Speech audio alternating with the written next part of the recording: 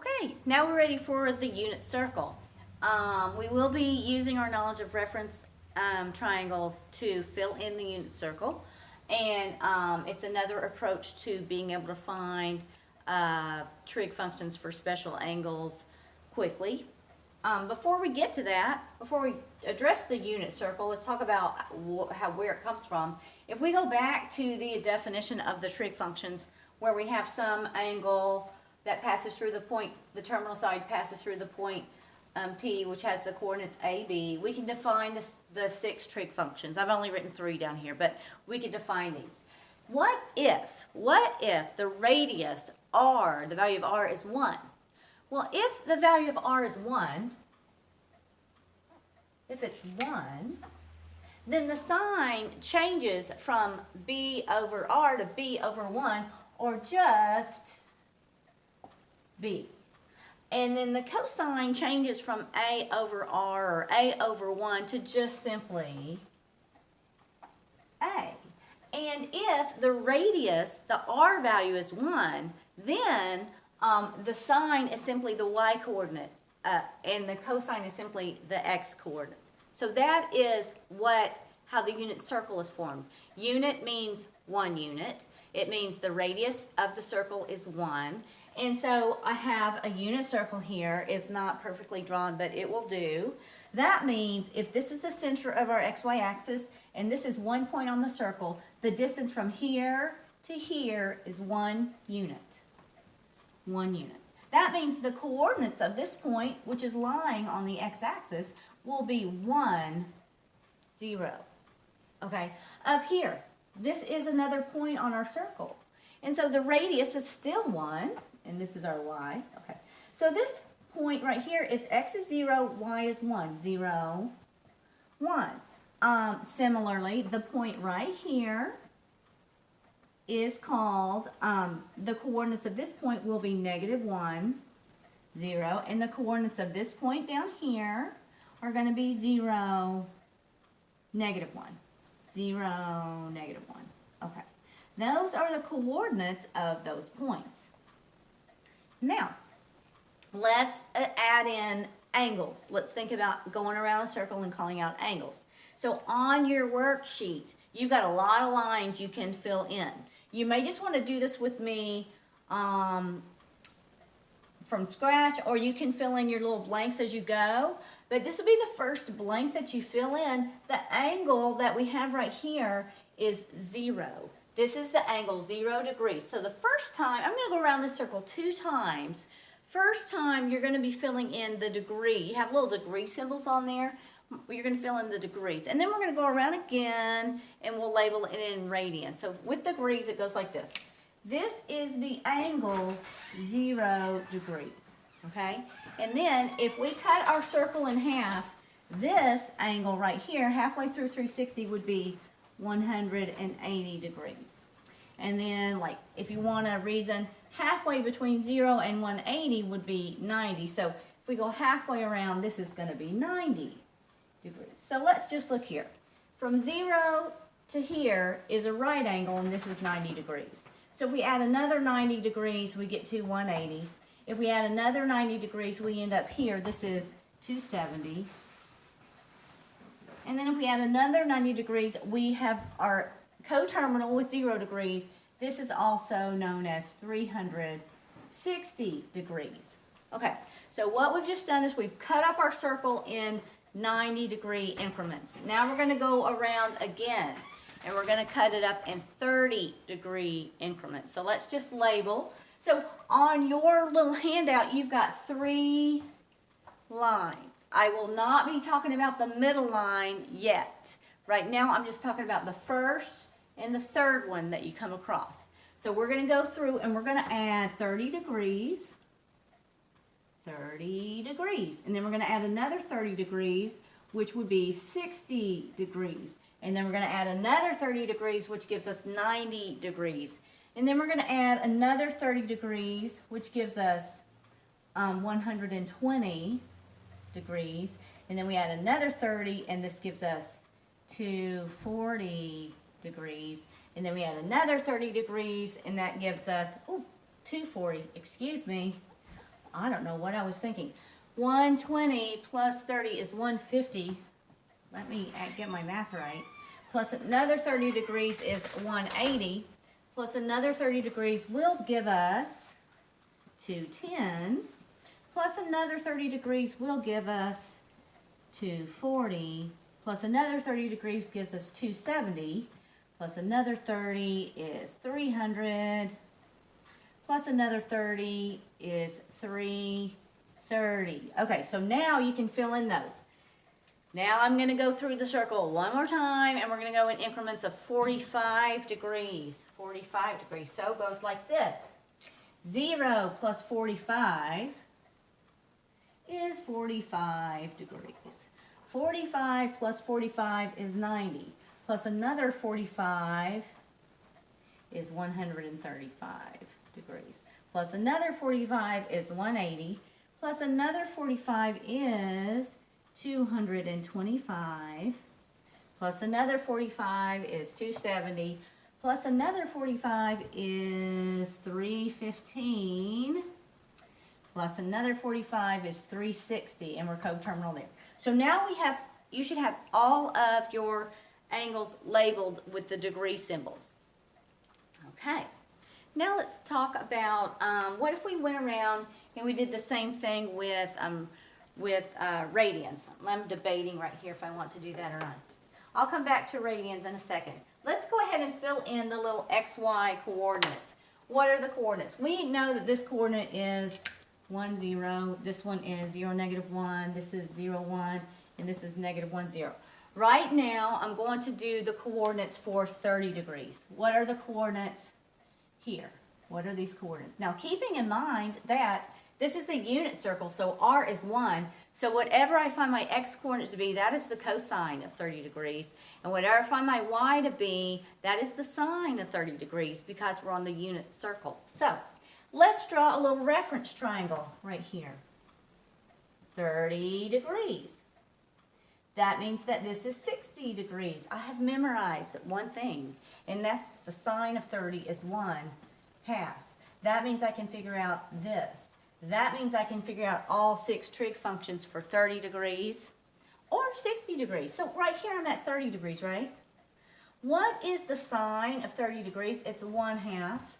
But I'm on the unit circle, so that means that's the y coordinate. This is 1/2. What is the cosine of 30 degrees? Well, it is the square root of 3 over 2. That is the square root of 3 over 2. So that's how I can fill it out. Let's go ahead and do 60. Ready? We're going to fill in these marks right here. Okay, what is the cosine of 60? Well, let's look at this. The cosine of 60 is adjacent over hypotenuse, 1/2. 1/2. What is the sine of 60? Well, that's opposite over hypotenuse. That's the square root of 3 over 2. Okay, let's do 45 degrees.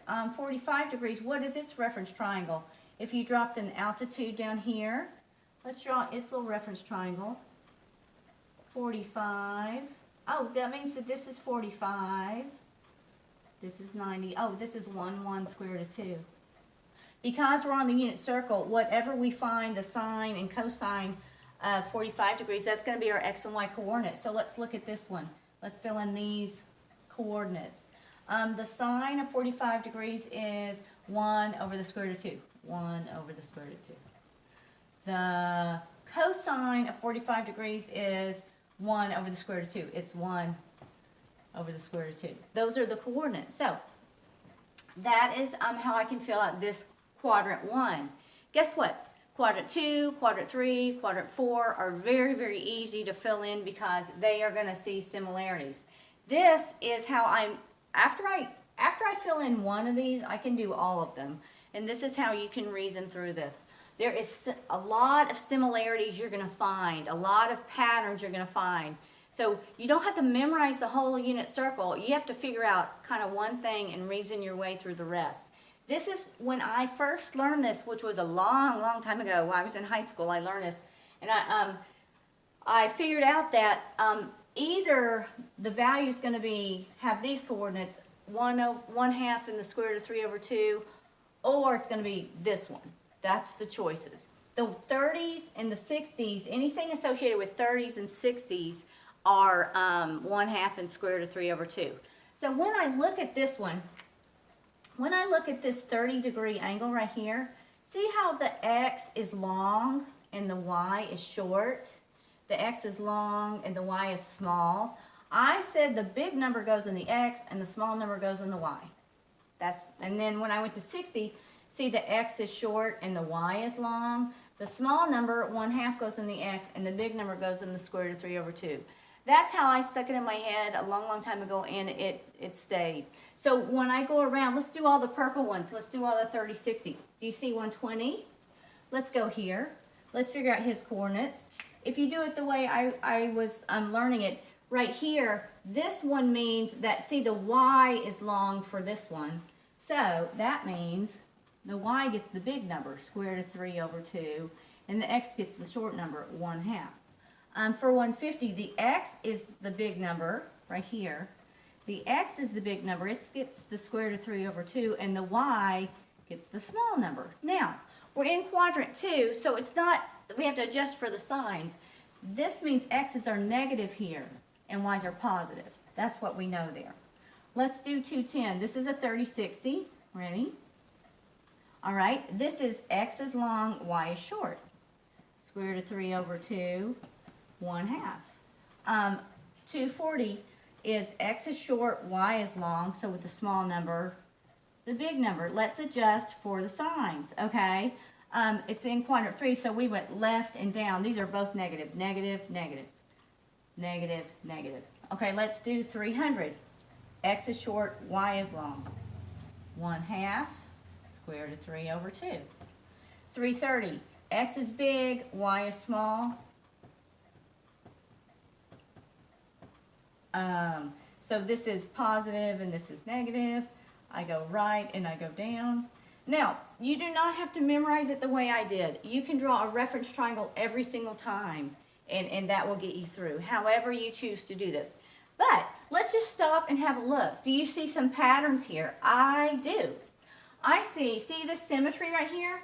There's a 1 half here, there's a square root of 3 over here. Do you see the symmetry? Square root of 3 over 2, 1 half. Symmetry, square root of 3 over 2, 1 half. 1 half, square root of 3 over 2. It's symmetric on both sides. It's also symmetric this way. Ready? 1 half, square root of 3 over 2, square root of 3 over 2, 1 half. There are many, many patterns you can pick up on and to help you make sure that you are filling this in right. You do have to always adjust for the sign. So that is the 30s and the 60s. Let's do the 45s. 45s are easy. It's always the same value. 1 over square root of 2, 1 over the square root of 2. Some people have memorized this as the square root of 2 over 2, and what they've done is they've rationalized the denominator, which is fine. 1 times the square root of 2 is square root of 2. Square root of 2 times the square root of 2 is 2. Whether you call these values out as 1 over the square root of 2 or the square root of 2 over 2, either one is fine. I'm just going to leave it like that, not rationalized. So this is a 45. This means this is the same reference angle. This means the values are 1 over the square root of 2, 1 over the square root of 2. But let's adjust for the sign. It's quadrant 2. X is negative. Right here, the values are, this is 225. 1 over the square root of 2, 1 over the square root of 2. But it's quadrant 3, negative, negative. The values here are 1 over the square root of 2, 1 over the square root of 2. This is going to be positive, negative. And so that is the unit circle in degrees. We're going to do one more thing, and then we're going to go through and we're going to fill it in not in degrees but in radians. Remember the conversion. If we need to convert to degrees, you multiply 2 degrees, multiply by pi over 180. From degrees. If we want to go to radians, this is what I meant. 2 radians, you multiply by pi over 180. 2 degrees, it's the opposite. You multiply by 180 over pi. But we want to get to radians. Here is one thing.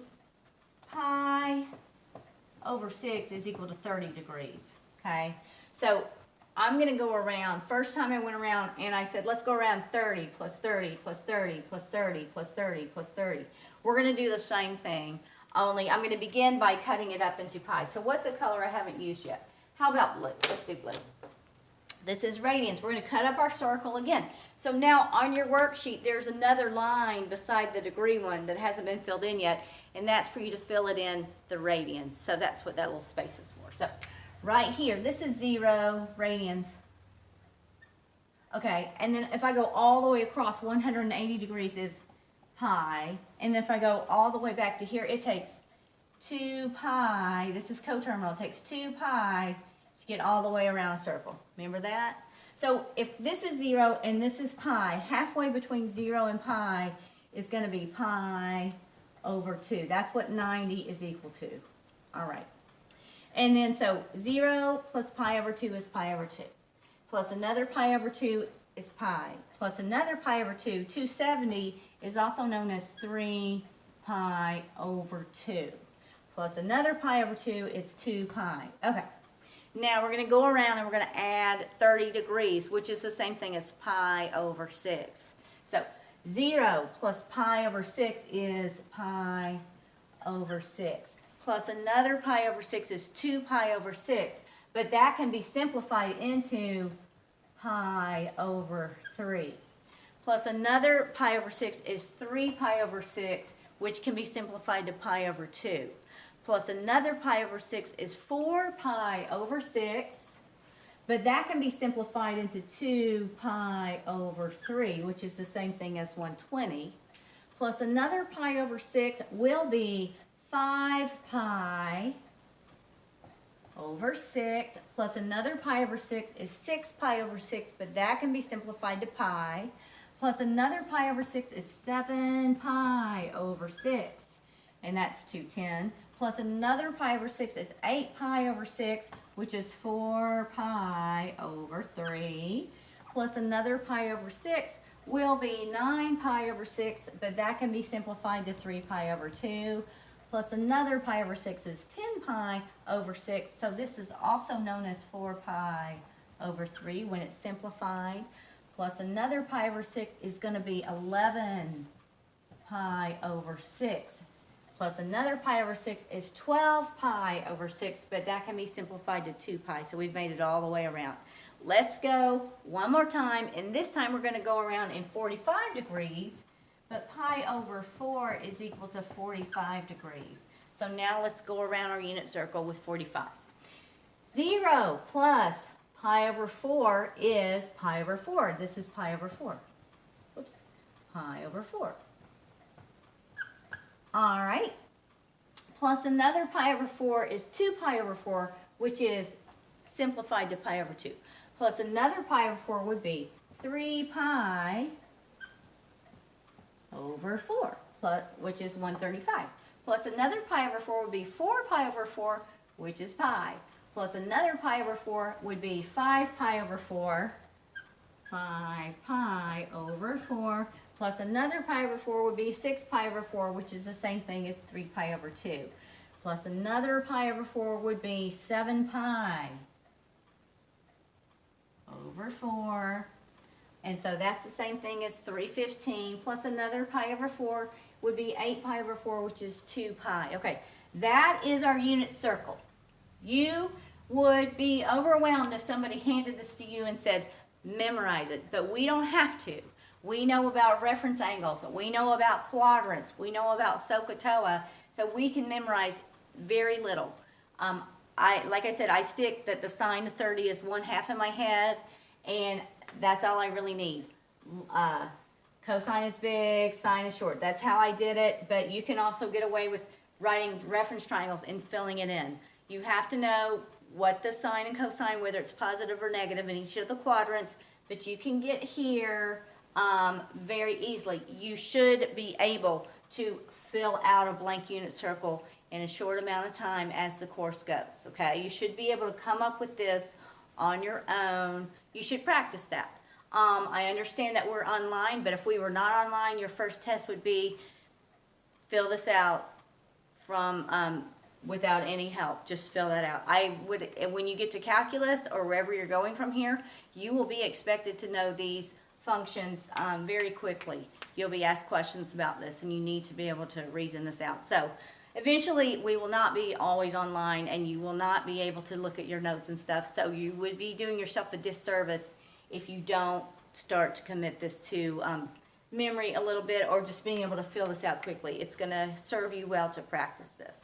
Okay, we're going to stop this video, and we're going to learn how to use the unit circle to answer a bunch of questions coming up next.